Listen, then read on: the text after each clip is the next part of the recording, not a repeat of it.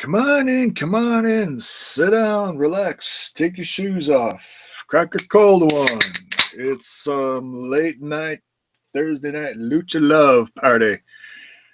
Ah, smash this podcast live. Lucha Underground Season 3, Episode 27. Fade to Black review.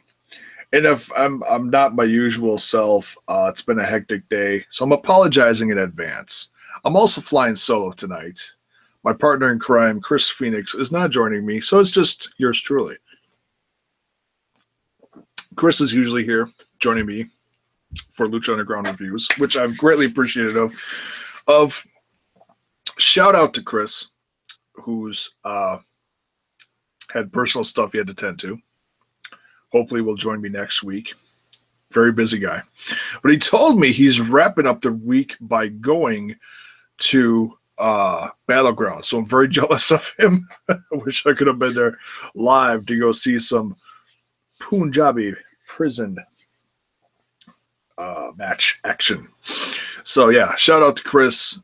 Safe travels and be well. And I'll hopefully see you next week or talk to you, you know. So yeah, off day today, you know, I did the video this morning talking about Mundo, Taya, the AAA drama, all that. If you have not watched it, by all means, if you want to, go check it out.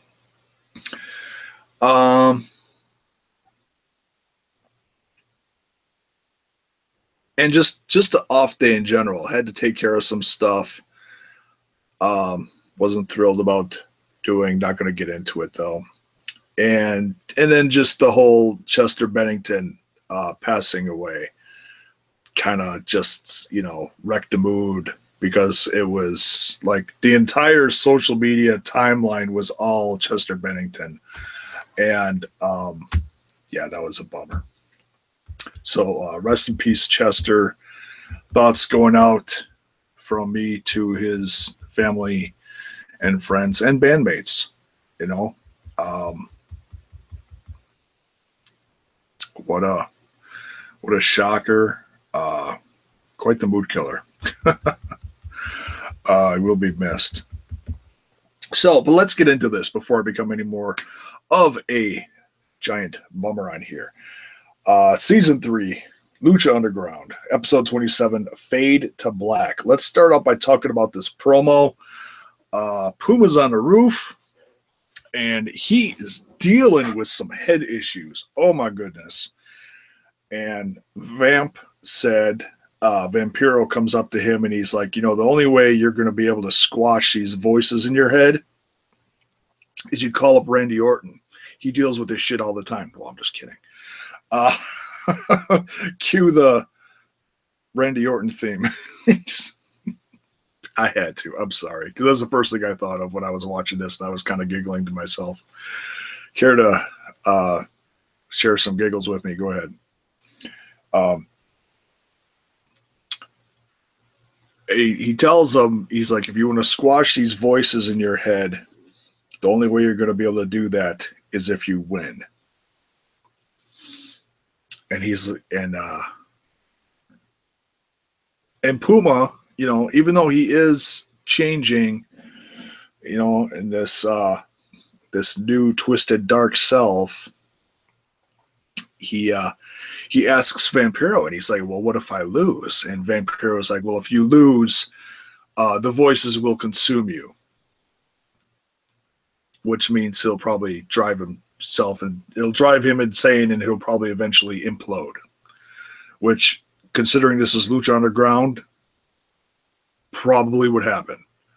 Would not be surprised. We've seen people disintegrate.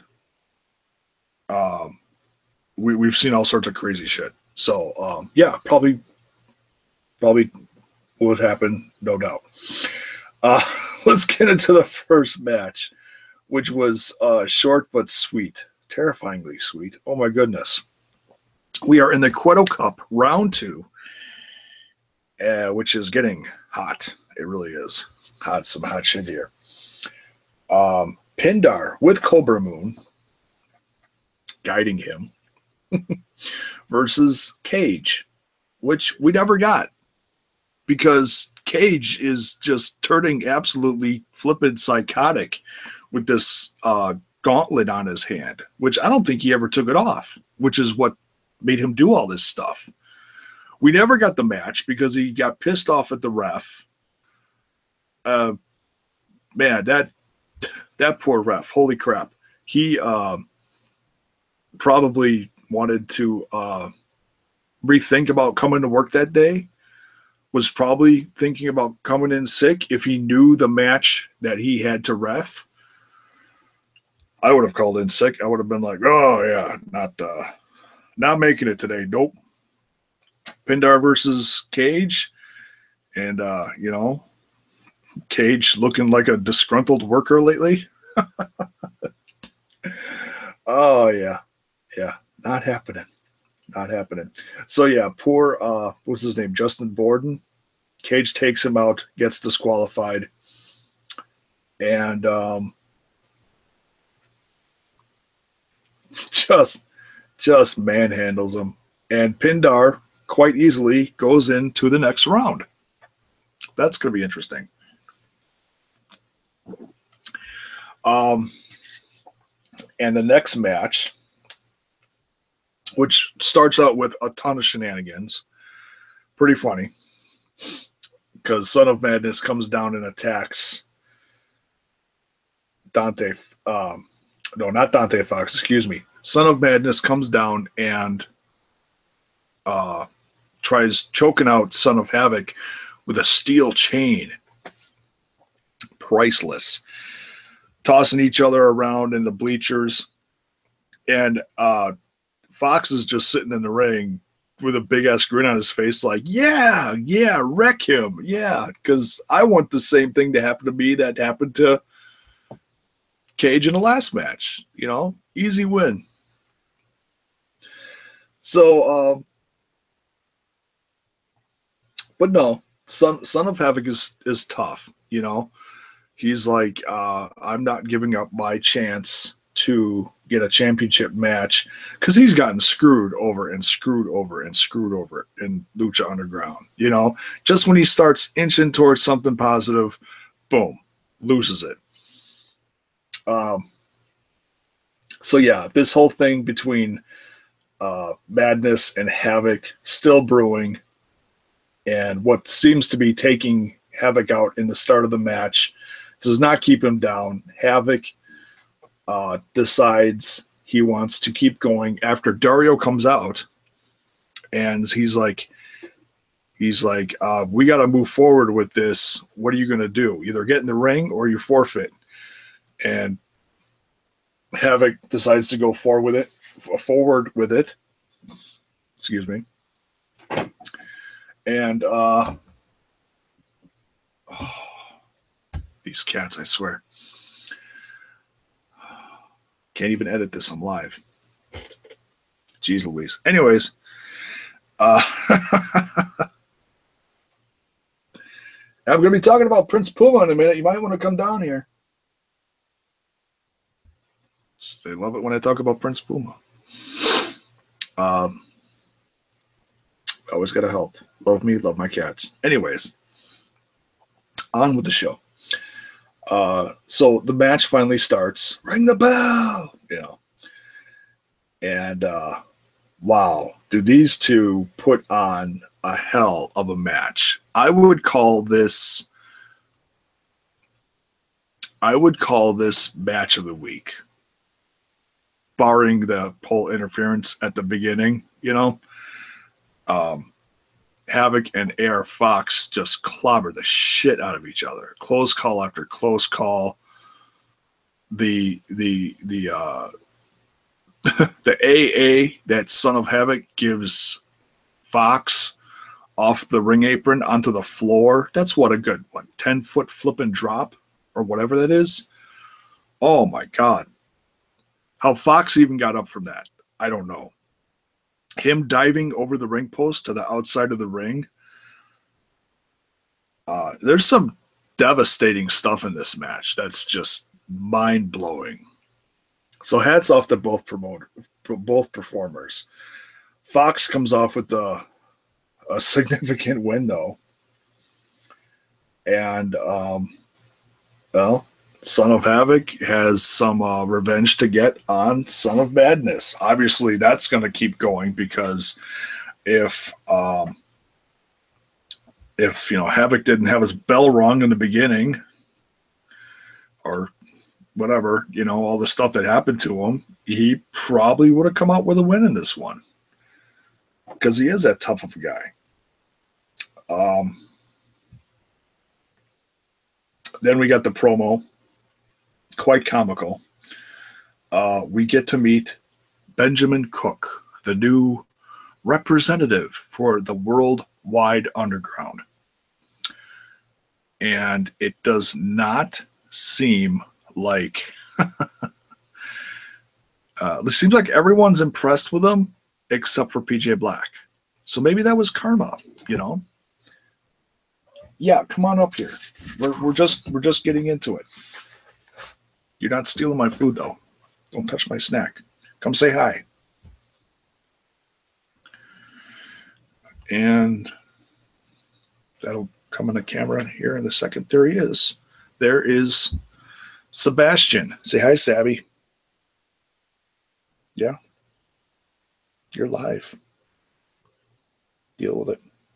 That's what you have to put up with now.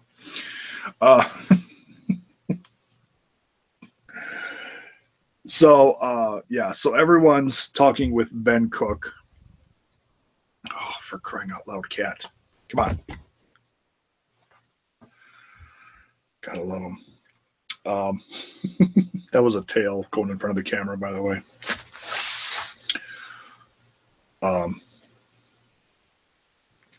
Ben Cook.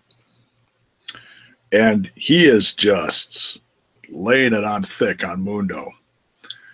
But he pisses off PJ Black at the same time, in this whole shtick backstage, trying to talk about how he's going to help them, And, you got to love the Worldwide Underground. So it's going to be interesting to see what happens with this whole Ben Cook, because this came out of nowhere. I mean, it's like, whoa, who's this guy? Is this guy going to go through the rest of the season? Is this guy only going to last a couple weeks and then get his ass handed to him and sent on his way? But we see by the end of the episode that he's already pissing off Dario Cueto because he calls Cueto like all the time. Oh my God. What do you say? Like 16, 17 times? 3 times during that last segment, which we'll get to in a bit. But then, Puma has the match with PJ Black. Oh, one thing I forgot to mention. After Vamp is talking to Puma, Puma looks down, and there's the Worldwide Underground walking into the temple, laughing it up and everything. And then all of a sudden, PJ Black glances up, and he's like, oh, there's Prince Puma, who I'm assuming he knew he had to face, flips him off, and then walks in the temple. Priceless. So that right there, you're setting off a possessed man. Not smart. Not smart. Don't piss off Puma. A couple seasons ago, probably could have gotten away with it. Puma would have brushed it off his shoulder. Not now. Puma's changed. He's possessed. He's twisted inside. I don't think he's fully like heel, but he's like getting there very quickly. Because the Vamp did something to him. The whole coming back thing. Kind of like what happened in, if you watched Iron Man, or not Iron Man, Iron Fist, Marvel on Netflix. That top guy in that company, can't think of his damn name, comes back from the dead a couple times, and it changes him. Same thing, I'm assuming.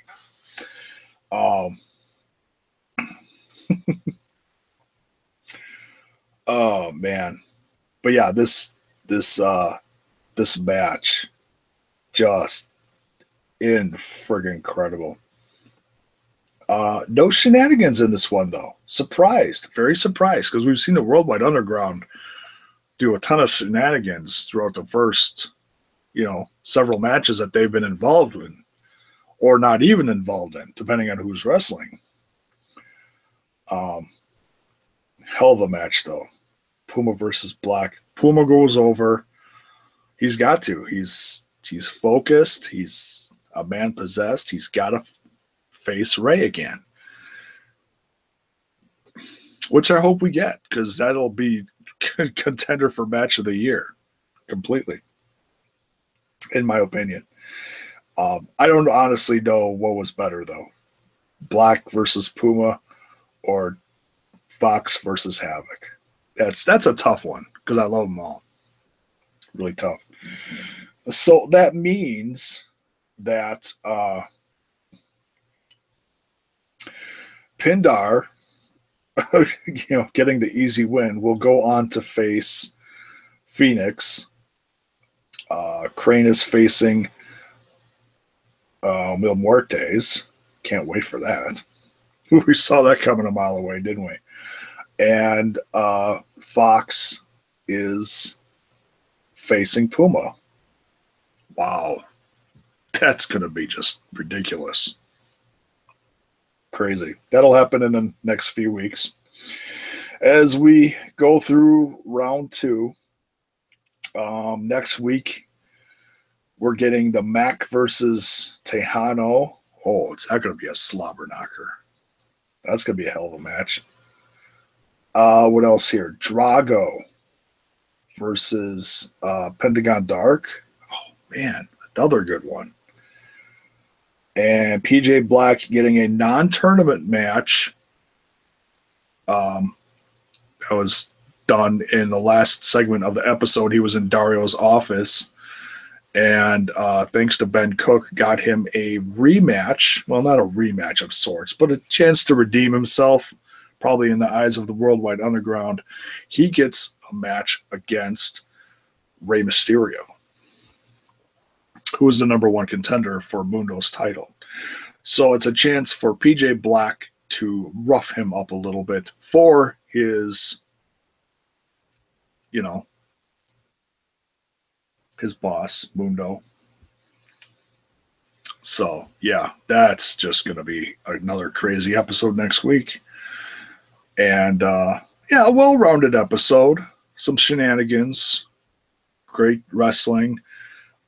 Some interesting, funny, and also serious promo work outside of the temple. So, yeah. Another great episode. Loved it. Let me know what you think in the comments. And for all the new subs recently, welcome aboard, whether it's for the music or the wrestling reviews or topic discussions. Welcome aboard. Thanks for joining the Smash This Podcast clan.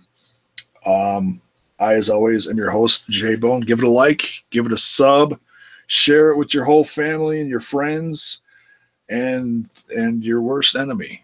You never know. They might love me. So that's it for this one. We kept it short and sweet. Sorry it was not as entertaining as usual with my compadre in crime, Mr. Chris Phoenix, the man with a million voices. So, but hopefully he'll be back next week. Safe travels to him. Love you, Chris. Miss you, Chris. And that's it for this one. Leave your comments below. See you soon.